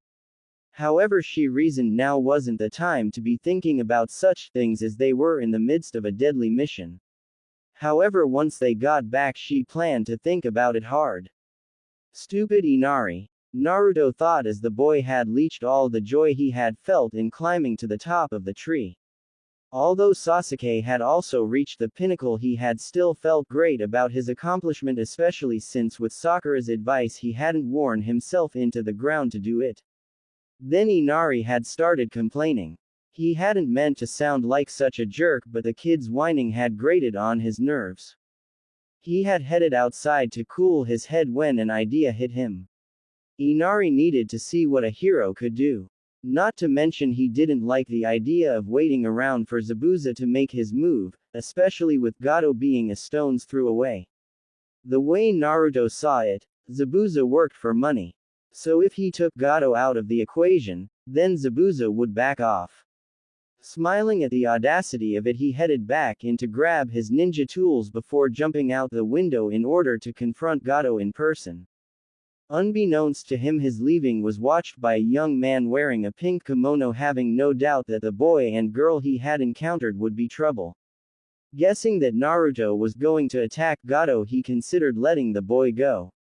However, he knew Zabuza would be angry if his large payday was killed before getting the money. Quickly changing into his hunter clothes, he moved in pursuit, yet hoping he arrived too late. Sakura had never seen Naruto snap like that at anyone. Sure, he yelled when upset, but he had sounded genuinely angry at what Inari had said. After he took off, She noticed that Kakashi had gone to talk to Inari. Guessing that the subject would be Naruto, she followed, hoping to gain a little insight into the blonde. She stayed just out of sight, but didn't doubt that Kakashi knew she was there. I know it sounded harsh. But Naruto doesn't hate you, Kakashi said. I imagine it's simply that you touched a nerve, seeing as he didn't have a father growing up either since he lost both his parents. He didn't really have any friends growing up as well. But I've never seen him sulk or cry. I guess he simply ran out of tears. Sakura noticed that the look on Inari's face softened slightly at hearing Naruto's tale. Out of everyone, I suppose Naruto understands what you are going through best, since he was alone for most of his life. That's why he seeks to become Hokage and be acknowledged. So don't take what he said to heart, as I'm sure it's something he's said to himself hundreds of times. Sakura felt bad for all the times she thought Naruto had it easy since he didn't have any parents. She was about to go in search of him when Sasuke came outside, making right for Kakashi, saying, I think we may have a problem. Why's that? Kakashi asked, sending one of his eye smiles to the eavesdropping Sakura. Stepping out of the shadows, she frowned when Sasuke said, the loser's gear is gone. And I can't find him. Sighing, Kakashi said, I suppose I shouldn't be surprised. Why, Kakashi-sensei? Where did he go? Well, Sakura, put yourself in Naruto's shoes for a moment. You heard about a gangster who killed a good man, and everyone knows where to find this gangster but are too afraid of him to do anything about him. Not to mention he's hired a dangerous rogue ninja to eliminate another good man. Getting what Kakashi was saying, she said, he going after Gato. That's what I would expect from the Leaf's number one knuckle-headed ninja, Kakashi said. Well, anyway, I suppose we should go rescue him. Although he sounded laid back about it, he was worried. While Gato probably didn't have any shinobi at his shipping company where he stayed, he didn't know if Naruto could handle all the guards the man had around it. Gato was sitting across from a team of 3 shinobi, all wearing masks in the same vein as the little punk that served Zabuza. Leaning back in his sofa, he said, giving a slimy smile, so there you have it, gentlemen. Once Zabuza kills the bridge builder, I'll tell you where he's hiding. You must realize we could force you to talk, the lead hunter said, causing Gato's men to reach for their swords. You touch me, Zabuza will disappear by the time you find out, Gato said, holding up a hand to tell his men to relax. I can understand you're all hot to trot to get him, but all you need to do is sit back and relax, and I'll hand him to you on a silver platter. Unless you want to kill the bridge builder for me, that is. We can't afford a confrontation with the Leaf, the hunter said. I suppose we'll simple have to do it your way. The lead hunter was standing to leave when an alarm sounded. What the hell is going on? Gato shouted angrily. One of his men wearing a mic earpiece reported, a trespasser has entered the grounds. They believe it's one of the shinobi. Wait a second, a whole battalion of trespassers just appeared. They appear to be all the same person. The hunter got up from his chair, moving to the window, and saw hundreds of clones attacking the guards. The shadow clone jutsu, he said. It appears that the Leaf has decided to go on the offensive. Motioning to his 2 fellow hunters, they burst into action, killing Gato's men in a handful of heartbeats. Surprised, Gato said, what the hell are you doing? Judging by how well your men are holding up, it is unlikely you are going to survive the night. The hunter's 2 underlings grabbed Gato by the shoulder as he procured a wicked-looking knife. I told you we have ways of getting the information from you. It looks like we'll have to use them. Naruto smiled at the chaos his clones were causing. While they distracted the guards, he had climbed to the roof and was planning to bust into the large office windows that he had seen on his way through the shipping dock. He was almost to the ledge when he was kicked back. Getting back to his feet, he came face to face with the hunter from before. You faker, he snarled at the false hunter Nin. I'm sorry for the deception. However, I could not allow your sensei to kill my master, the masked boy said calmly. I ask that you desist from this attack, as I'll be forced to harm you. Never, Naruto said angrily, Didn't you hear what I said to Zabuza? Naruto Uzumaki never backs down. I'm sorry, the boy said, and Naruto was surprised when it sounded like he actually meant it. Haku moved faster than he had ever seen, quickly closing the distance between them before ramming his fist in Naruto's stomach. Folding around the punch, he was kicked away, causing him to skid along the roof. Just getting back to his feet, Naruto was again sent flying by another hit from Haku, this time a kick to the middle of his back. As Naruto tried to get up on wobbly arms, the masked boy said, "Please, any further attempts to get up will force me to kill you." "I made a promise," Naruto said, standing. "I would protect Tazuna and I wouldn't let anything bad happen to Sakura." The masked boy actually took a step back as Naruto looked at him, his eyes flashing red for a moment as he said, "The only way you're ever going to stop me is to kill me." Haku pulled his Senbon, letting them fly as the boy charged him. However, he was caught by surprise when Naruto created a clone in front of him whose back he used to leap over the Senbon, which impaled the clone, dispelling it. He attempted to reach for more, but was hit in the face by the falling blonde, knocking his mask loose. Naruto stared in shock as he recognized the face of Haku. Picking his mask back up, Haku said, "Hello again, Naruto. I truly wish we didn't have to fight." "Then why are you helping Zabuza?" Naruto said, confused how such a gentle person could work for a creep like that. "I told you, he's precious to me," Haku said, alluding to their earlier conversation. "As a child I was alone and unneeded. Then one day Zabuza found me and I had a purpose. I exist simply as his tool to bring about his dreams." "How can you say that?" "Because having no purpose to live, to be unwanted, surely you can understand why such a fate I would wish to avoid," Haku said, sensing that Naruto did indeed understand. Grabbing his stomach, Naruto said, "I can understand that loneliness hurts, but this existence isn't any better. To exist is simply a tool. How is that any different than being alone?" "Because Zabuza is precious to me and that is why I cannot allow you to harm Gato," Haku said with his mask back in place. "I'm truly sorry." Haku charged Naruto again, but this time Naruto was ready. When the boy got halfway to him, he created a dozen shadow clones that charged Haku from all sides. Haku followed the one he believed was the original, stabbing it with the kunai he had pulled. But he was surprised as it turned into smoke. So sure was he that he had followed the right Naruto, he had left himself open to attack, being hit by 5 of the clones at once straight into the air. One of the clones folded his hands in front of him, giving Naruto a boost as he placed his foot on them. Reaching Haku at the peak of his climb, he hit him downward with enough force to send him crashing through the roof. Haku picked himself up to find himself in a room with 3 other hunters and Gato, who was not dead yet, but probably would be soon. Since the top of his skull was removed, and he had electrodes plugged directly into his brain. As soon as the leader laid eyes on him, he said, "You must be the false hunter Gato was talking about. We haven't managed to learn where Zabuza is at yet, so why don't you save us the trouble and tell us?" "Never," Haku said, preparing to flee. "I thought you'd say that," was the leader's reply as he nodded to his 2 underlings who charged at the unspoken order. However, as they passed through the hole Haku had made, a bunch of Narutos fell on the pair.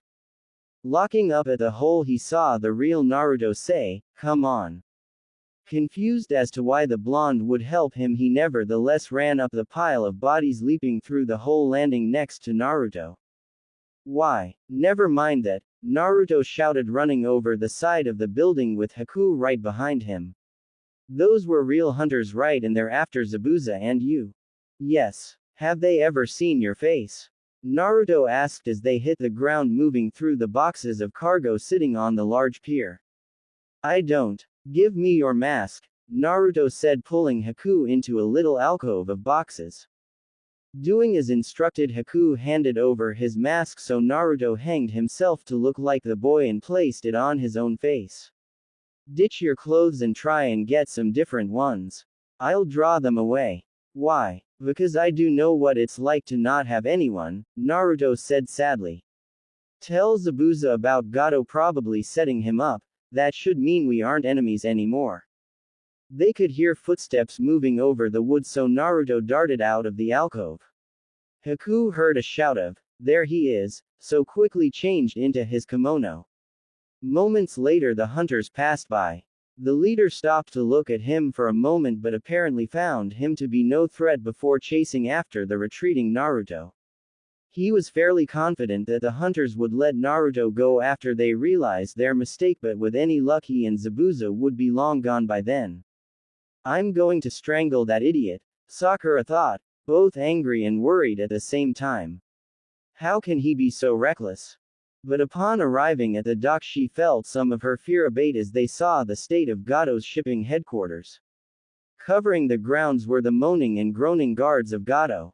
Sasuke apparently was just as surprised as her as he said, the loser did this. "Don't underestimate what a lot of shadow clones can do," Kakashi said. "With that jutsu Naruto can literally be a one-man army. Yet you won't teach it to me," Sasuke said, a little angry. "It wouldn't matter if I did," Kakashi said, turning to his student. "You wouldn't be able to make more than 3 without completely exhausting yourself." Sakura noticed Sasuke's jaw clench at that but said, "Who cares about that right now? Where's Naruto?" "My guess is he'd be where Gato is," Kakashi said, leaping onto a shipping crate to run towards the building at the center of the area, followed by his 2 charges. Finding the hole in the roof, the 3 dropped down and were shocked to find Gato with the top of his skull missing with electrodes in his brain. "Shit," Kakashi swore, leaping back through the hole to scan the grounds. "What is it, Kakashi?" Sakura asked, a little unwell at what they had seen. "That's a technique used by Kiri Hunter Nin to get information from a target. By stimulating the electrodes they can force a person to reveal secrets he doesn't necessarily want to and tends to work faster than drugs." "So what's the big deal? They aren't after Naruto, are they?" Sakura asked. "Hard to say," Kakashi said. "If they know about Zabuza's helper they may suspect him of being it and give him the same treatment as Gato." A large explosion on the dock attracted their attention. Guessing that was where Naruto was, they leapt down to run to the aid of their teammate. Naruto shook his head to clear the bells ringing in his ears. Looking around he could see one of the hunters on his back, having been a little too close to the large container of gas when his fire jutsu missed and hit it.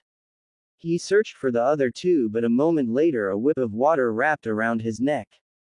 Being pulled taut, it yanked Naruto off his feet towards the lead hunter, who said, "You've given us a merry chase, boy.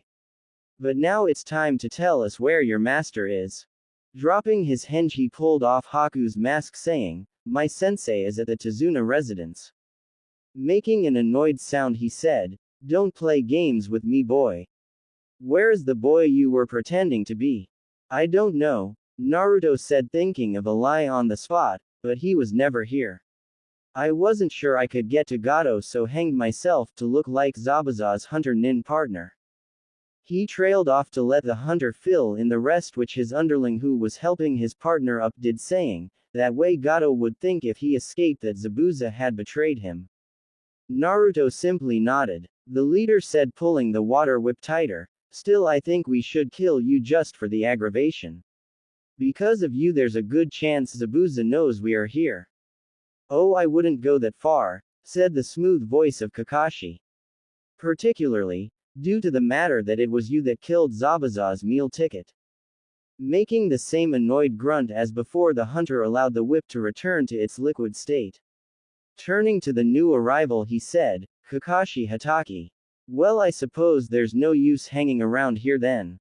Forming a hand sign, he turned into water draining into the cracks between the boards, as did his 2 assistants. "Naruto, you idiot!" Sakura yelled, bopping him on the head, sending him back to his rear before picking him up and shaking him. "What's the big idea running off by yourself like that? Did you enjoy making me worry? Well, answer me." Actually, Sakura, I think he's kind of lost consciousness," Kakashi said, rubbing the back of his head.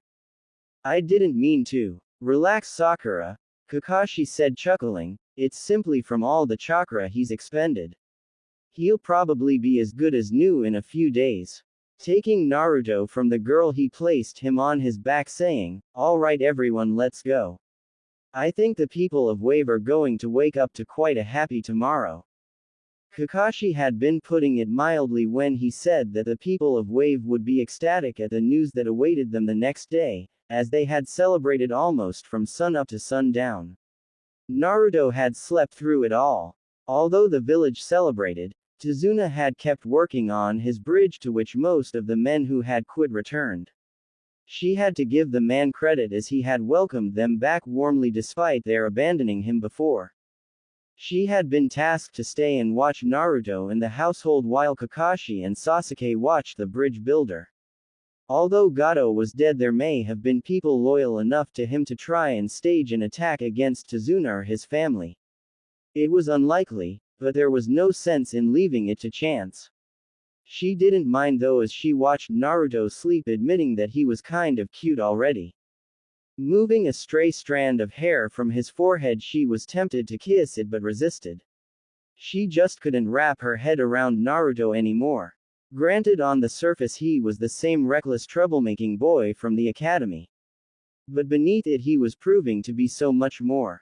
He had charged into a dangerous situation head first, and if the mask they had found was any indication, had almost been killed to help a boy who was technically their enemy. What was really amazing was that he grew up like that despite being alone and, from what she could see, ostracized from the very village he planned to one day lead. With only a teacher, the Hokage, and 2 ramen stand owners being the only people that seemed to care if he woke up the next morning. He was a true diamond in the rough. When she got back to the village, she planned to have a talk with Iruka about just how Naruto graduated. From there she wasn't sure, but she was closely considering giving into herself to simply admit that Naruto would probably make an excellent boyfriend. However, she figured it couldn't hurt to get a little closer to him before making that decision just yet. Hearing her name, she looked over at the bed, seeing that Naruto was staring at her.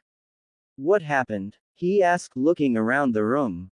Stomping down on the anger the memory of why he was there raised, she replied, "You exhausted yourself fighting all of Gato's men." "Oh," was the simple one-word reply. After a moment he asked, "Am I in trouble?" Kakashi didn't seem too upset. Sakura replied, "In fact, I think he was kind of expecting something along those lines from you." "What happened to Gato?" Naruto asked. Sakura answered, telling him that Gato had died as a result of the hunter interrogation and that the people of Wave had been celebrating all day. She smiled softly, seeing that by the time she finished her story, Naruto had gone back to sleep. Giving into temptation this time, she stood, placing a gentle kiss on his forehead, and her smile widened as she saw one appear on Naruto's face. Getting up, she decided to see if Tsunami needed any help with getting supper ready, as soon the others should be returning. It took several more weeks before the bridge was finished. The whole town had come to see them off since the mission was over. Sakura smiled as Naruto and Inari did their best not to break down and cry in front of each other. Walking back, she really couldn't wait to get home. Along the way, Sakura realized something. While Kakashi had punished Naruto for going off on his own, in the form of extra training, which Sakura didn't really think Naruto minded, he had almost seemed pleased by Naruto's answer of why he did it. Which he explained his thought process by saying, "Well, the way I saw it was we were focusing on the wrong problem." "Oh really? Do tell," Kakashi had said, giving an eye smile. A little shy due to being put on the spot, he said, "Well, I figured Gato was at the center of the problem, therefore if we took him out then everything else would sort itself out." "So you went there to kill him?" Kakashi said. "What, no. Just scare him a little. Show him that we could get to him if we wanted to," Naruto said. "That's exactly why I didn't suggest doing that," Kakashi said, causing all of the genin to stare at him in surprise. "Your idea was a sound one in theory, Naruto," Kakashi explained. "With Gato out of the way, nobody would have been around to pay Zabuza, causing him to lose interest in Tazuna. But let me tell you what would more than likely have happened had you simply tried to scare him. More than likely Gato would have hired more missing nin, making our job far more dangerous. I'm sorry, Naruto had said upon realizing his mistake. It's okay, but next time you get a foolish notion in that head of yours, run it by me first, alright? I can more than likely point out any holes in it. Kakashi had replied, rubbing the top of Naruto's head. What Sakura realized was one of the reasons that Naruto didn't give as his grounds for going, which was his promise to her to make sure nothing happened to her during the mission. Although he didn't mention it, she was sure it had been one of the motivations for Naruto's attack on Gato headquarters. It was the way he looked at her as they got off the bridge that told her that, like he felt he had kept his word to her. He didn't say anything, of course, and she was beginning to realize he never really boasted. He spoke highly of himself, sure, but he never actually talked about his accomplishments. He had single-handedly fought 30 of Gato's guards, led 300 nin on a chase through the dock, buying enough time for that Haku boy to escape, and at some point before the mission learned a clone jutsu that according to Kakashi was way outside of what a genin should be able to use. But he never once mentioned any of those accomplishments. He didn't even rub them in Sasuke's face, something she figured he'd be dying to do. Forming a list in her head, she decided to do some research on her teammate. First, she would visit Iruka, as she was positive there was something about Naruto's graduation that was outside the norm. Then she'd visit the library to find out any information on the strange Kekkei Genkei that Naruto seemed to have that caused him to heal so quickly.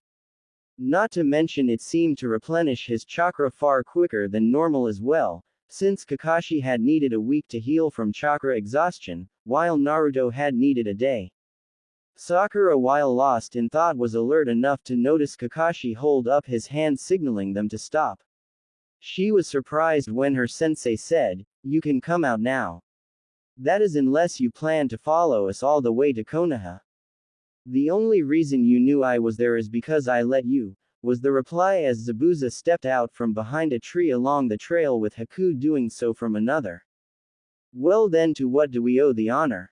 Kakashi asked, his guard appearing relaxed but was ready to move at a moment's notice. "I didn't come for a rematch if that's what you are asking about. I came because of that loud-mouthed brat of yours." Addressing Naruto, the demon of mist said, "Haku tells me we owe you and that you pretended to be him to allow him to escape to warn me." "Why?"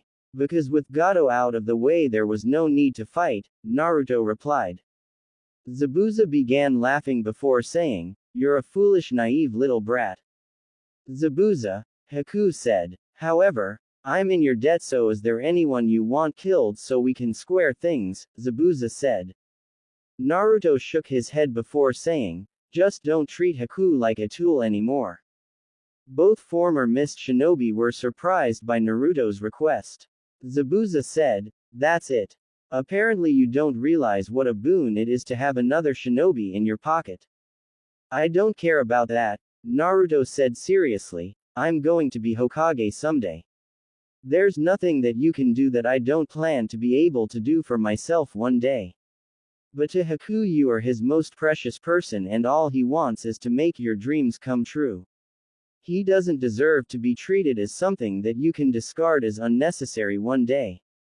He deserves the same level of respect from you that he gives to you." Although Zabuza didn't break down and cry, Sakura, though, she could detect a watering of Zabuza's eyes. He turned away saying, "You're a fool and I doubt you're going to live very long in this cursed world of shinobi. But regardless, I'll honor your request. Come along, Haku." Naruto began waving to them as they disappeared into the woods, and shouted, "Take care, Haku. When I become Hokage you'll have to stop by for a visit."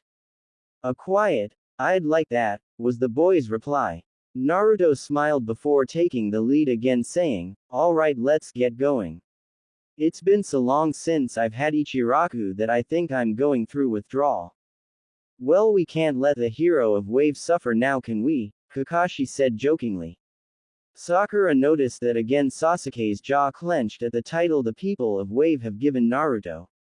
Something he seemed to do a lot whenever it seemed Naruto had outperformed him. Let's continue with the tree leaping exercise, Kakashi said, referring to the faster method of moving through the trees that he had taught them while the bridge was being finished. Alright, Naruto said, jumping into the trees first. As Sakura joined her team moving through the trees, she decided that maybe checking into Naruto could wait until after she just so happened to stop by Ichiraku for a meal. After all, it had been a while for her too.